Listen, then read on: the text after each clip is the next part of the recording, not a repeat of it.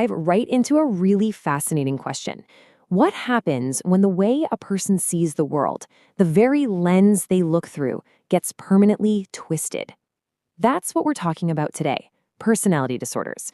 They're some of the most complex and honestly most misunderstood conditions of the human mind. I love this quote because it just nails it. Think about it. We all have defense mechanisms, right? Little bodyguards that protect us. But this is something else entirely. This is when those bodyguards have staged a full-on coup. They're not just protecting the building anymore. They're running the whole show, rewriting the rules of reality for the person inside. So just so we're all on the same page, we're not talking about having a bad day or just a weird quirk.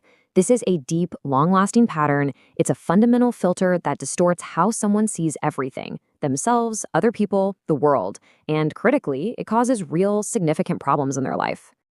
Now, this can all sound incredibly complex, and it is. So how do we even begin to wrap our heads around it? Well, psychologists have found a way.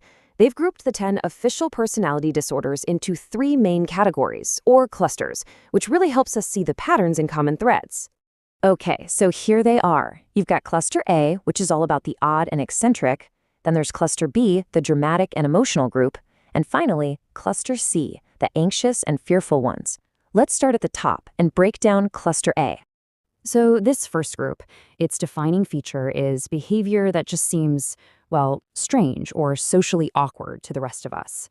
People in this cluster tend to be quite withdrawn. First up, they have paranoid personality disorder. Let's imagine someone named Eleanor. For her, the world is a hostile place. So if a coworker says, "Great job on that report," she doesn't hear a compliment. She hears a hidden insult, like, "You usually do terrible work." She's always on high alert, looking for the threat, the betrayal that she's sure is just around the corner. Next, let's meet James. He represents schizoid personality disorder. Now, James isn't lonely. That's the key thing to understand. He just doesn't feel the need for other people. If his family invites him for a holiday dinner, he doesn't feel guilty for saying no. He just feels nothing. He's genuinely content living in his own little bubble, totally detached from the social world. And the last one in this odd and eccentric cluster is schizotypical personality disorder. Jasper's world operates by a different set of rules. He might have what's called magical thinking, convinced his special hat is the only thing shielding him from secret radio waves.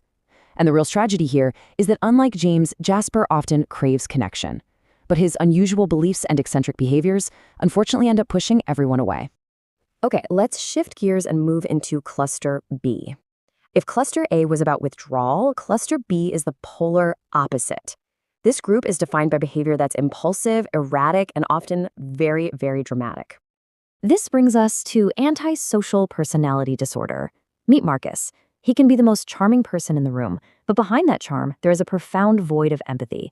If he scams a friend out of their savings, he doesn't feel guilt. He might feel annoyed that he got caught, but he genuinely cannot process or feel the pain he's caused. It just doesn't register. Next up is borderline personality disorder. For Sophia, life is a roller coaster of intense emotions. Relationships are everything, but they're incredibly unstable. One minute, you're the most perfect, amazing person she's ever met. The next, after one tiny perceived slight, you're her absolute worst enemy. This wild swing from idealization to devaluation is all fueled by a deep, terrifying fear of being abandoned. Then we have histrionic personality disorder. Chloe lives for the spotlight. She has this powerful, driving need to be the center of attention, always. If you're at a party and the conversation shifts away from her, she might suddenly have a dramatic crisis or launch into a wild theatrical story. Anything to get all eyes back on her. And wrapping up Cluster B, we have narcissistic personality disorder. On the surface, David seems incredibly confident. He talks endlessly about his successes and expects everyone to admire him. But here's the thing. Underneath all that bravado is a self-esteem so fragile it's like a house of cards. Any criticism, any challenge to his sense of superiority isn't just an insult. It's a threat that can trigger intense rage. And that brings us to our final group, Cluster C. The anxious and fearful. All the disorders in this cluster are tied together by one powerful, overwhelming emotion, anxiety. It drives everything they do. First, let's look at avoidant personality disorder. Ben's situation is just so painful. He wants friends, he wants connection, more than anything. But he is absolutely terrified of being judged, of being seen as not good enough. So he avoids parties, he avoids meetings, he avoids almost any situation where he might be rejected. And that fear keeps him trapped in the very loneliness he hates. This is a good illustration of dependent personality disorder. For Patricia, her entire sense of self is wrapped up in her husband. She feels like she can't make even a small decision, like what to make for dinner, without his explicit approval. The idea of being alone is so panic-inducing that she'll do anything, even suppress her own feelings and needs, to keep the relationship going. Now, before we get to the last disorder, we have to make a super important distinction. You've probably heard of OCD, obsessive-compulsive disorder, but that is not the same thing as OCPD, obsessive-compulsive personality disorder. They sound similar, but they're fundamentally different.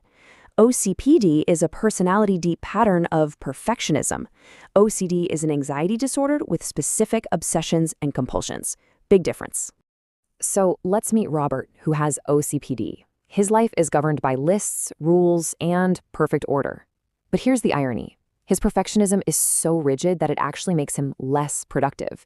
He can't finish a project because it's never good enough. He can't delegate work because he's convinced nobody else can do it right. This need for control ends up damaging his career and his relationships.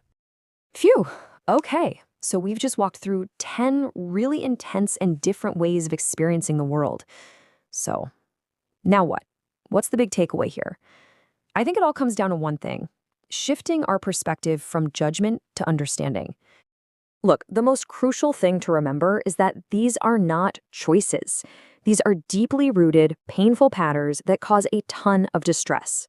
That lens we talked about at the beginning, it really is warped.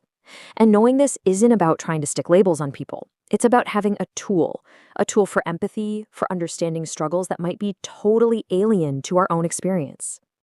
So I'll just leave you with this to think about. When we truly grasp how profoundly someone's entire reality can be shaped by one of these disorders, how does that change how we see them? How does it change our capacity for compassion? It's a powerful question.